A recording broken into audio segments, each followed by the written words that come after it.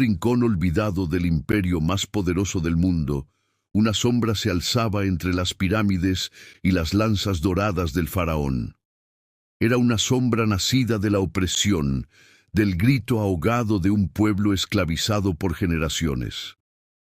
Los hebreos, forjados en el yugo, eran muchos, demasiados, y su clamor había llegado a oídos de los cielos. El río Nilo, testigo silente de sus cadenas, comenzaba a murmurar secretos antiguos. Entre los campos de adobe y los látigos de los capataces, una profecía resurgía. Un libertador surgiría del polvo y la llama. Su nombre era Moisés, criado como príncipe, pero con sangre hebrea corriendo como fuego por sus venas. Moisés vivía entre dos mundos, uno de oro y otro de lodo. Un crimen cometido en defensa de un hermano lo exilió al desierto, y allí, entre dunas y relámpagos, el destino lo encontró. Una zarza ardiente que no se consumía habló con voz de trueno. «He visto la aflicción de mi pueblo. Ve, Moisés, ve y arranca a mis hijos de las garras del faraón». Temblando, con los ojos fijos en el fuego que no quemaba, Moisés supo que ya no era un fugitivo. Era un elegido. Pero también entendió que liberar a su pueblo no sería una caminata por el desierto. Sería una guerra entre los dioses. Así comienza la historia del Éxodo, no como una huida, sino como una rebelión contra los titanes de Egipto. Y mientras Moisés se preparaba para regresar al corazón del imperio que lo crió, el cielo oscuro presagiaba lo que estaba por venir. Una tormenta como nunca antes se había visto. Las puertas de Tebas se abrieron bajo un sol rojo como la sangre. Moisés, acompañado solo por su hermano Aarón y la fe de un Dios invisible, avanzó entre soldados y sacerdotes, miradas altivas y risas burlonas. El palacio del faraón se alzaba imponente, con columnas como gigantes que desafiaban al cielo. Dentro, el faraón Ramsés II reposaba en su trono de obsidiana, la cobra de su corona brillando como si fuera real. Sus ojos, duros como piedra, reconocieron a Moisés. Su voz fue hielo. «¿Tú, el hijo que abandonó el trono, viene ahora a exigir?» Moisés no se inclinó. «No exijo en mi nombre», respondió con firmeza. «El Dios de Israel dice, deja ir a mi pueblo». Las carcajadas llenaron la sala. Sacerdotes, generales, incluso la reina, rieron como hienas. Ramsés se incorporó, su silueta bañada por la luz del templo. ¿Y quién es ese Dios que se atreve a hablarme a través de un pastor? Egipto tiene 1000 dioses, y ninguno teme al tuyo. Moisés dio un paso adelante, extendiendo su bastón. Aarón, a su lado, golpeó el suelo con el suyo. La piedra tembló. El bastón se transformó en una serpiente, negra como la noche. Hubo un murmullo. Un escalofrío recorrió la sala. Los magos del faraón replicaron el acto, invocando sus propios encantamientos. Serpientes surgieron, sí, pero la de Moisés las devoró una a una, ante los ojos incrédulos de la corte. El faraón apretó los dientes. «No cedería, no aún. Volved a vuestros campos y decidle a vuestro Dios que yo no cedo ante fantasmas». Pero el viento que soplaba desde el este hablaba de algo más, un presagio, un poder que ni 1000 dioses podrían detener. Y esa misma noche, las aguas del Nilo comenzaron a tornarse rojas. La mañana siguiente fue silenciosa, demasiado, como si el mundo contuviera el aliento. Entonces, un grito se oyó desde las orillas del Nilo. Un pescador dejó caer su red. El agua era espesa, pútrida, teñida de un rojo oscuro que no era barro ni vino. «¡Es sangre!», gritó alguien. «El Nilo sangra». Los canales, los cántaros, incluso los pozos subterráneos, todo se había contaminado. Los peces flotaban muertos. El hedor era insoportable, y los egipcios corrían, confundidos y aterrados. Las fuentes de vida se habían vuelto muerte. Moisés y Aarón caminaban entre ellos, con los rostros serenos. Moisés alzó la voz. Así dice el Señor: tú negaste a liberar a mi pueblo, por eso herí tu río, el orgullo de tu imperio. El faraón, sin embargo, endureció su corazón. Convocó a sus hechiceros, quienes lograron imitar la plaga en jarras de agua.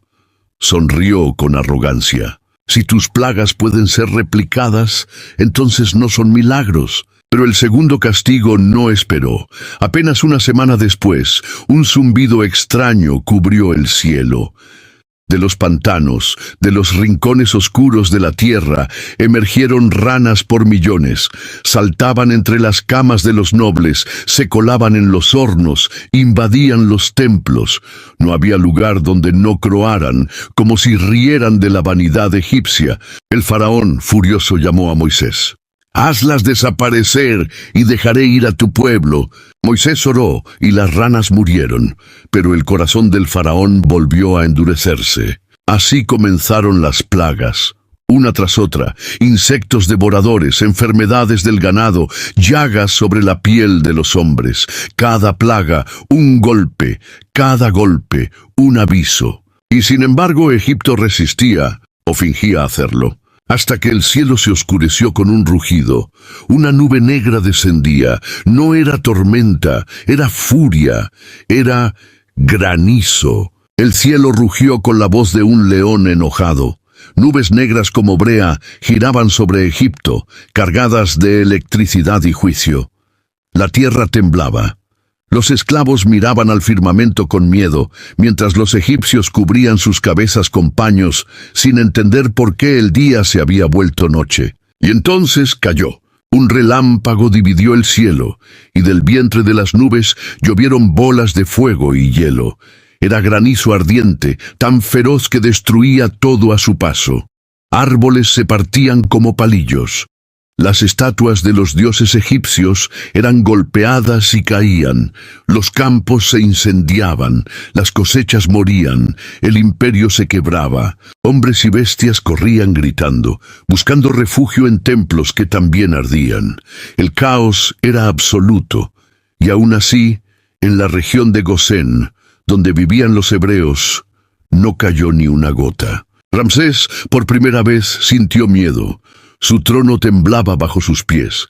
Convocó a Moisés entre las ruinas de su sala del trono, ahora sin mármol, solo ceniza. «He pecado», gritó con la cara cubierta de polvo. «Ruega por nosotros, detén esta tormenta». Moisés, con mirada firme, respondió: «Cuando me vaya, el granizo cesará. Pero sé esto, faraón, tú no temes verdaderamente al Señor». Y así fue. El fuego se apagó, la lluvia cesó, pero el corazón de Ramsés volvió a cerrarse como una puerta de hierro. Una última advertencia llegó con los vientos nocturnos.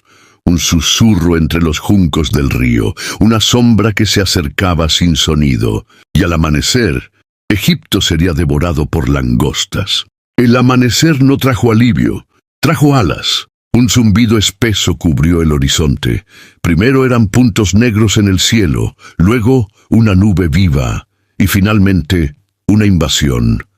Langostas, miles de millones, descendieron sobre Egipto como una maldición con dientes. Nada quedó en pie. Lo que el granizo no había destruido, las langostas lo devoraron con furia. Trigales, viñedos, palmeras datileras. Todo verde fue comido, hasta la madera de las puertas y las telas de los altares sagrados eran masticadas por sus mandíbulas. Los egipcios gritaban de impotencia, golpeaban sus propias ropas y se arrodillaban ante los ídolos, pero los ídolos no los oían. El imperio dorado era ahora un páramo marrón y negro. El faraón, agotado y tembloroso, volvió a llamar a Moisés. Su túnica ya no era blanca, su corona ya no brillaba. «He pecado contra tu Dios y contra ustedes. Quita esta plaga y os dejaré ir». Moisés oró una vez más. El viento cambió. Un torbellino se llevó a las langostas mar adentro. Egipto volvió a quedarse en silencio, pero no en paz. Ramsés miró sus campos destruidos y apretó los puños. No se irán, no todavía. El juicio de Dios no se detuvo. En la siguiente noche tinieblas absolutas cayeron sobre la nación. Un manto negro, más denso que cualquier noche, cubrió todo. No era solo falta de luz. Era una oscuridad que se podía tocar, que se metía en los huesos, que hacía a los hombres llorar de terror sin ver sus propias manos. Por 3 días, Egipto quedó ciego, la vida se detuvo. Y en Gosén, donde vivían los hebreos, el sol brillaba como siempre. Pero lo peor, aún no había llegado, la oscuridad se disipó, pero dejó una tensión insoportable flotando sobre el reino. El pueblo egipcio, humillado, hambriento y agotado, comenzaba a murmurar contra su propio rey. Y sin embargo, Ramsés no cedía. Su orgullo era más duro que las piedras de sus templos. Moisés fue convocado una vez más. Entró sin miedo, sus ojos eran fuego, ya no pedía, advertía. El Señor dice, una última plaga caerá sobre Egipto, y después de ella no solo permitirás que mi pueblo se vaya, sino que tú mismo los echarás de esta tierra con tus propias manos. Ramsés lo miró con los labios temblando de rabia. Si vuelves a verme la cara, morirás. Moisés se inclinó lentamente. Dices bien, no volverás a verme. Y se fue. Esa noche Dios habló con voz grave a Moisés y a Aarón. Esta será la noche. Digan a los hijos de Israel que cada familia prepare un cordero sin mancha, que lo sacrifiquen al anochecer, que pinten con su sangre los marcos de sus puertas, y cuando yo pase por Egipto, pasaré de largo al ver esa sangre, pero donde no la vea, allí morirá el primogénito, desde el hijo del faraón hasta el hijo del esclavo. En cada hogar hebreo el cordero fue sacrificado. Las puertas fueron marcadas con trazos firmes. Nadie durmió esa noche. Padres abrazaban a sus hijos. Las lámparas no se apagaron. El pueblo esperaba y temblaba. Y entonces, cuando el reloj invisible marcó la medianoche, se escuchó el primer grito. Luego otro y otro más, como una ola de dolor recorriendo los pasillos del imperio. La muerte había pasado por Egipto. Los gritos no cesaban. Se alzaban desde las chozas más humildes hasta los salones más lujosos. Madres abrazaban cuerpos sin vida. Padres se derrumbaban de rodillas. Hasta los animales estaban en silencio, como si la misma creación hubiera guardado luto. En el corazón del palacio, Ramsés sostenía a su primogénito, frío, inmóvil. Aquel que estaba destinado a heredar el trono se había ido. La corona temblaba en la mano del faraón. El orgullo se le había roto como un cántaro contra la roca. En plena madrugada, Ramsés mandó llamar a Moisés y a Aarón. Los encontró de pie, listos, como si supieran que esa noche marcaría el fin de algo y el comienzo de todo. Con voz quebrada y lágrimas secas en su rostro, el faraón murmuró: «Levantaos, idos de en medio de mi pueblo, tú y los hijos de Israel, tomad vuestro ganado, vuestras cosas, y servid a vuestro Dios, y bendecidme también a mí». Moisés no respondió, solo asintió con respeto. La orden fue dada. Era hora. Después de 430 años de esclavitud, la libertad había llegado. Aún en la oscuridad de la madrugada, las casas hebreas estallaron en movimiento. Los panes sin levadura eran horneados deprisa. Las mochilas eran cargadas. Los niños eran levantados con ternura. Los ancianos eran sostenidos. Todos, sin excepción, sabían: había que salir.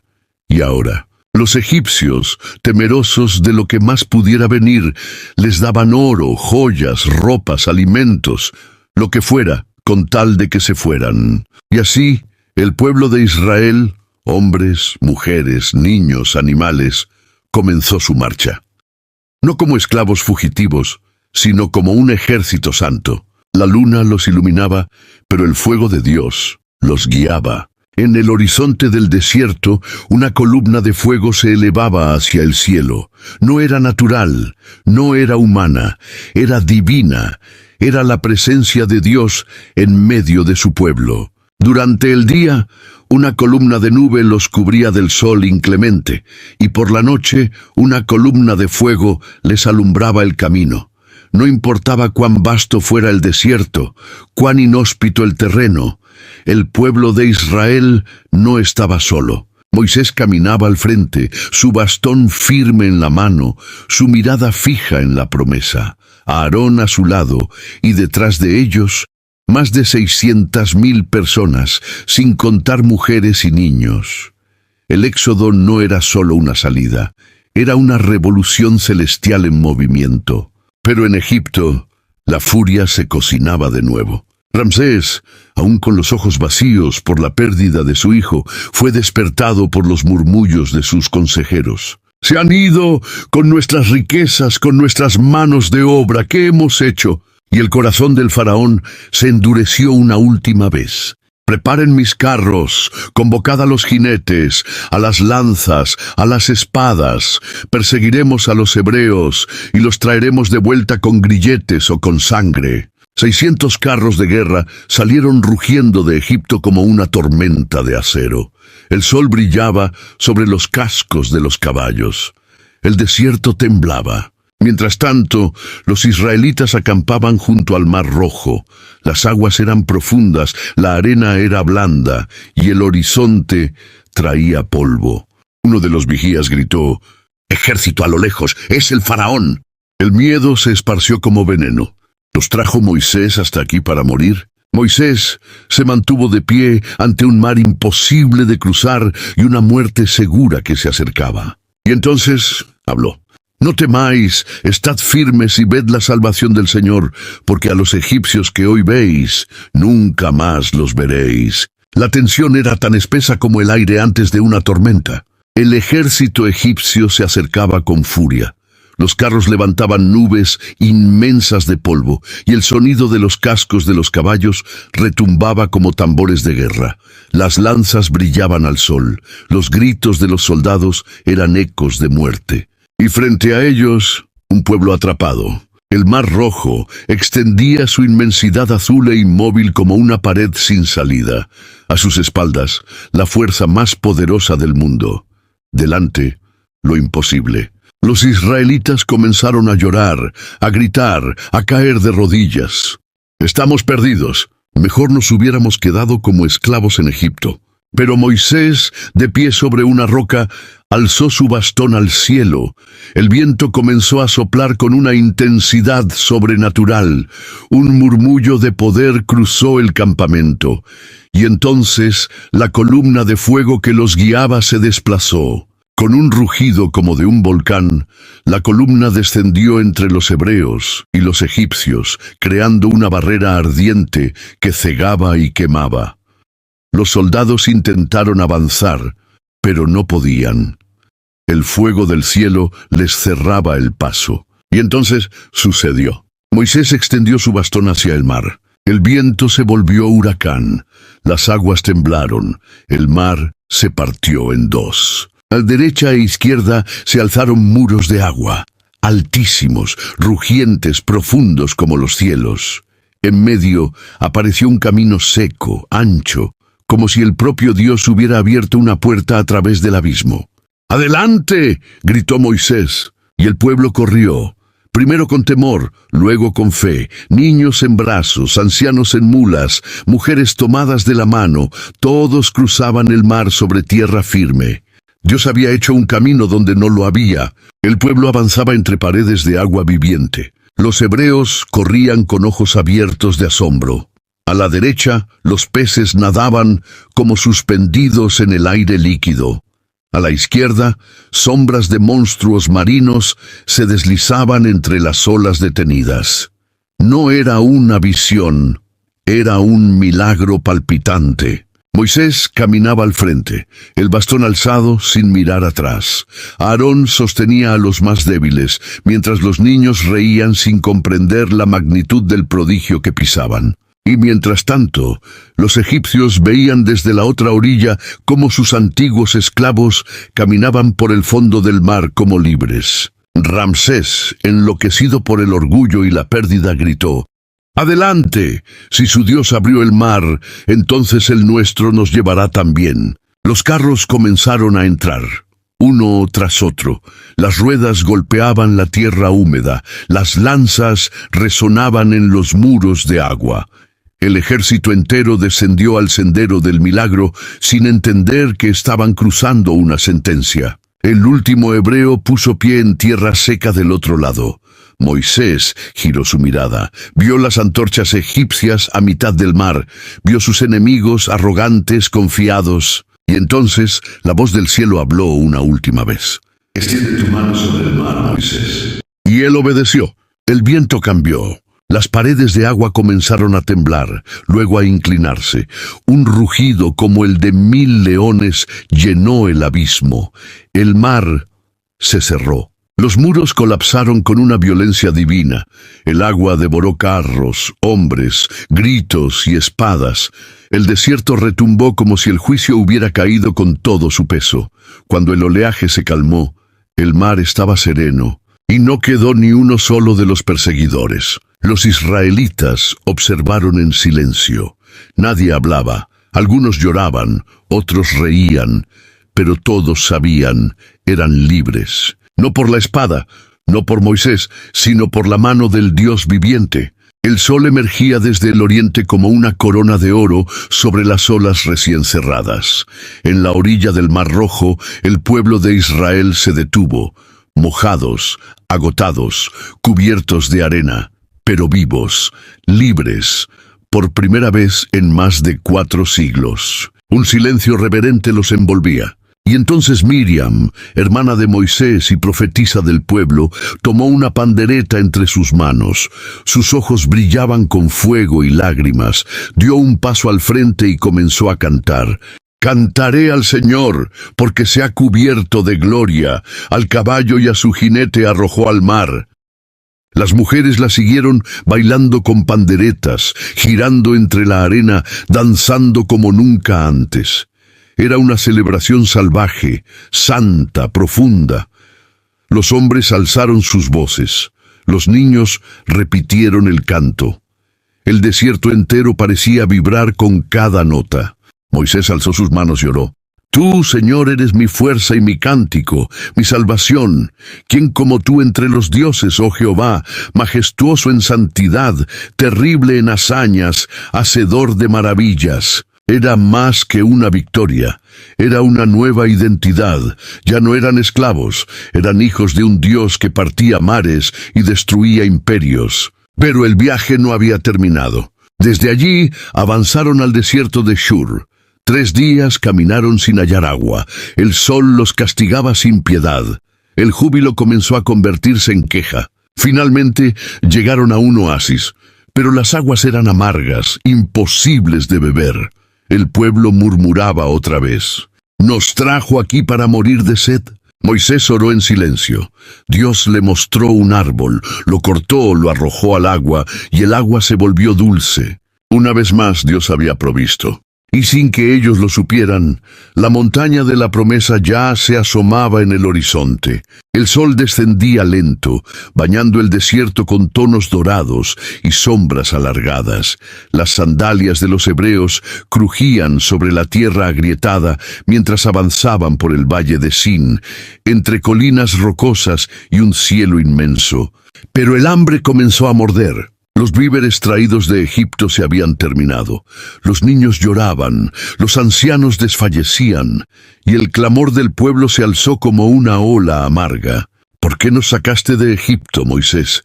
Allí teníamos ollas de carne, aquí moriremos de hambre». El líder del pueblo, con el rostro tenso y el corazón quebrado, fue al encuentro de Dios. Subió a una roca solitaria, alzó los brazos y clamó. «Señor, ¿qué haré con este pueblo? Ya casi me apedrean». Y la respuesta llegó como un susurro en el viento del crepúsculo. «He oído su murmullo. Al anochecer comerán carne, y por la mañana pan del cielo. Así sabrán que yo soy el Señor, su Dios». Esa noche, una nube de codornices descendió sobre el campamento. Las aves se dejaban atrapar fácilmente, como si se ofrecieran al pueblo hambriento. Hubo carne en cada tienda. Pero el verdadero milagro llegó con el amanecer. Cuando el rocío del desierto se evaporó, quedó sobre la tierra una capa fina, blanca, como escarcha suave. Los hebreos se miraban entre sí. Nadie sabía qué era. «Manjú», decían. «¿Qué es esto?» Moisés sonrió. «Maná, comida celestial, dulce como la miel, suficiente para cada día». Pero no podía guardarse. Si lo acumulaban, se echaba a perder. Dios les enseñaba a confiar, día tras día. Y así el pueblo aprendió que su supervivencia no dependía de cosechas, sino de la fidelidad de aquel que los había rescatado. Las noches eran frías, el viento silbaba entre las dunas, pero el pueblo dormía bajo el cielo estrellado, con pan celestial en sus estómagos y la columna de fuego custodiando sus sueños. Cada mañana el maná caía. Cada tarde el desierto ardía, y cada paso los acercaba más a una promesa aún lejana, la tierra que fluía leche y miel. Pero el viaje no era fácil. En Refidim, cuando el agua volvió a escasear, la desesperación creció como sombra venenosa. El pueblo discutía, gritaba, se revolvía como una tormenta contenida. Algunos hablaban de volver a Egipto, otros de apedrear a Moisés. «Danos agua o moriremos». Una vez más, Moisés se volvió al cielo. Y Dios le respondió con claridad: «Te toma tu bastón, ves delante del pueblo, golpea la roca que está en Joreb, y de ella brotará agua». El líder obedeció. Frente a una multitud sedienta golpeó la piedra, y entonces el milagro fluyó. Desde la roca seca brotó un manantial cristalino que corría como río. Hombres, mujeres, niños, rebaños, todos bebieron hasta saciarse. El silencio fue reemplazado por suspiros de alivio, y Moisés llamó a aquel lugar Masá y Meribá, porque allí el pueblo había probado a Dios, dudando de su presencia. Pero mientras el pueblo descansaba, otro enemigo se alzaba. Los amalecitas, tribu guerrera del desierto, vieron al pueblo cansado, lento, vulnerable, y se acercaron con lanzas en mano y ojos llenos de codicia. El desierto estaba a punto de teñirse de sangre. Moisés llamó a Josué, un joven fuerte y valiente. «Escoge hombres. Mañana pelearás contra Amalec. Yo estaré en lo alto del monte con el bastón de Dios en mi mano». Y al día siguiente, el polvo del desierto volvió a alzarse en guerra. El amanecer trajo tambores de guerra. Desde la cima de una colina, Moisés se alzó con el bastón en alto, mientras Josué y sus guerreros corrían al campo de batalla, con espadas improvisadas, gritos valientes y el polvo en sus pies. Los amalecitas descendieron como una tormenta de lanzas. Eran veloces, entrenados, feroces, pero Josué no retrocedía. Sus hombres luchaban con una fuerza que no era solo suya. Y allí, en lo alto, Moisés sostenía el bastón de Dios hacia el cielo. Mientras sus brazos estaban en alto, Israel prevalecía, pero cuando el cansancio lo vencía y sus brazos caían, Amalec tomaba ventaja. A su lado, Aarón y Hur vieron el desgaste en el rostro de su hermano. No podían permitir que cayera. Entonces buscaron una piedra, lo sentaron, y cada uno sostuvo un brazo, uno a la derecha, otro a la izquierda. Y así, hasta el ocaso, los brazos de Moisés se mantuvieron firmes hacia el cielo. El bastón no era solo madera, era símbolo de fe, era una antena entre el cielo y la tierra. El sol descendió, la batalla terminó. Josué había vencido, no por estrategia, no por números, sino por fe. Dios habló a Moisés con voz solemne. «Escribe esto en un libro, recuérdalo. Borraré la memoria de Amalec de debajo del cielo». Moisés construyó un altar, lo llamó Yahvé Nisí, el Señor es mi estandarte. Y mientras las heridas eran curadas y los escudos reparados, el pueblo entendía, la libertad no era fácil, pero era protegida por el cielo. Y entonces, al fin, se acercaron a una montaña, una que ardía sin fuego humano, y hablaba con truenos, y allí estaba, el Sinaí. majestuoso, inmenso, oscuro, una montaña que parecía tocar el cielo. Su cima estaba cubierta por nubes negras y truenos retumbaban en sus entrañas como si el mismísimo cielo estuviera a punto de descender. Relámpagos zigzagueaban entre las cumbres como serpientes de luz, y un sonido, un cuerno de guerra, se elevaba, creciendo, creciendo, como si el universo respirara profundamente antes de hablar. Dios había citado a su pueblo. Moisés subió solo. Nadie más podía tocar el monte, ni animales, ni líderes, solo él. Mientras escalaba entre la roca y el viento, la voz del Eterno lo llamó. Diles, ¿han visto lo que hice con Egipto? ¿Cómo los llevé sobre alas de águila? Si me obedecen y guardan mi pacto, serán mi tesoro, mi nación santa, mi pueblo elegido. Moisés descendió, repitió esas palabras al pueblo, y como un solo cuerpo todos respondieron, «Haremos todo lo que el Señor ha dicho». 3 días después, la montaña entera tembló. El pueblo fue reunido al pie del monte, limpio, expectante, con ropas purificadas, y entonces Dios descendió. Fuego envolvió la cima. Una nube espesa cubrió todo. La tierra rugía, el cuerno sonaba sin cesar. Los israelitas temblaban de miedo, cubriéndose los rostros. Ni los valientes podían alzar la vista. El monte no era solo piedra, era trono, y de la oscuridad del trueno, la voz retumbó con autoridad que partía el alma. «Yo soy el Señor tu Dios, que te sacó de la tierra de Egipto». Y así comenzaron los 10 mandamientos. No eran simples reglas, eran el pacto entre Dios y su pueblo libre, el corazón de una nación naciente.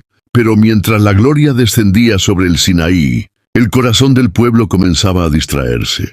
Mientras el fuego ardía en la cima del Sinaí y la voz de Dios llenaba los cielos con mandamientos sagrados, el pueblo esperaba. Un día, 2, 7, 15, 30, Moisés no bajaba.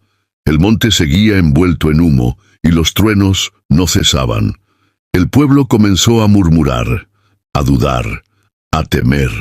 ¿Y si Moisés murió? ¿Y si Dios nos ha abandonado? La fe comenzó a tambalear. Entonces alguien propuso lo impensable, y el corazón de la impaciencia se convirtió en idolatría. «Haznos un Dios que nos guíe», clamaron a Aarón, «un Dios que podamos ver». Aarón, presionado por la multitud, recogió los pendientes de oro, los anillos, los brazaletes, los fundió y moldeó un becerro de oro. El pueblo gritó como poseído, «Este es tu Dios, Israel, el que te sacó de Egipto». Construyeron un altar, bailaron, cantaron, se entregaron a la fiesta. El eco de su traición subía por la montaña, directo a los oídos del Altísimo. En la cima, Dios interrumpió su conversación con Moisés. Su voz, que antes era fuego, se volvió tormenta. «Desciende, tu pueblo se ha corrompido». Moisés no podía creerlo. Con las tablas de la ley en sus manos, escritas por el dedo mismo de Dios, bajó del monte. A medio camino, Josué lo encontró. Escuchaban el estruendo del campamento. «¿Es un sonido de guerra?», preguntó. Moisés respondió, con el rostro endurecido, «No, es el canto de la rebelión». Y cuando llegó al pie del monte, lo vio. El becerro, la danza, la traición. Su alma ardió de ira santa. Y con un grito que estremeció las piedras, arrojó las tablas y las rompió contra el suelo. El pacto se quebraba. El estruendo de las tablas rotas fue como un trueno seco que silenció al campamento entero. El pueblo se congeló, la música cesó, las danzas se detuvieron, y allí, en medio de la arena y el oro derretido, Moisés los miraba como un fuego viviente. Sus ojos, rojos de furia y tristeza, se clavaron en Aarón. «¿Qué te ha hecho este pueblo para que lo hayas llevado a pecar así?» Aarón tartamudeó sudando. «Tú tardaste en regresar, y el pueblo me presionó. Reuní el oro, lo arrojé al fuego, y salió este becerro». Moisés cerró los ojos con dolor. Luego tomó el becerro de oro, lo fundió, lo molió hasta hacerlo polvo. Mezcló ese polvo con agua y obligó al pueblo a beberlo, que su pecado no solo les llenara la boca de vergüenza, sino también las entrañas. «¿Quién está del lado del Señor?», gritó Moisés al campamento. Los levitas, tribu sacerdotal, dieron un paso al frente. «Entonces tomad vuestras espadas, purificad el campamento». Esa noche 3000 hombres murieron, no por capricho, sino por rebelión contra un Dios que los había libertado. Pero Moisés no descansó. Subió de nuevo a la montaña, solo, cansado, quebrado, y clamó con una súplica que hizo temblar los cielos. «Perdona ahora su pecado, y si no, bórrame de tu libro». Hubo silencio, y la voz de Dios respondió: «Al que haya pecado contra mí lo borraré, pero tú regresa, guía a este pueblo. Mi ángel irá delante de ti, pero el día de la visita yo juzgaré». Moisés bajó, triste, pero determinado. Y mientras el pueblo lloraba por lo que había hecho, una nueva esperanza comenzaba a germinar entre las cenizas de la traición. El campamento ahora era un lugar de silencio. Donde antes había danzas, había arrepentimiento. Donde hubo risas, solo quedaban miradas al suelo y corazones pesados. Dios ya no hablaba desde el monte. El tabernáculo de reunión, la tienda donde Moisés hablaba con el Altísimo, fue levantado fuera del campamento, como símbolo de que la presencia de Dios se había apartado. Cada vez que Moisés entraba en ella, una columna de nube descendía sobre la tienda, y el pueblo observaba desde sus tiendas, de pie, en reverencia, sabiendo que aún no todo estaba perdido, que aún había un lazo que no se había cortado. Dentro Moisés oraba como si su vida dependiera de ello. «Si no vas con nosotros, no nos hagas salir de aquí. ¿Cómo sabré yo que hemos hallado gracia si tu presencia no está con nosotros?» Y Dios, con una ternura que rompía las rocas, respondió: «Mi presencia irá contigo, y te daré descanso».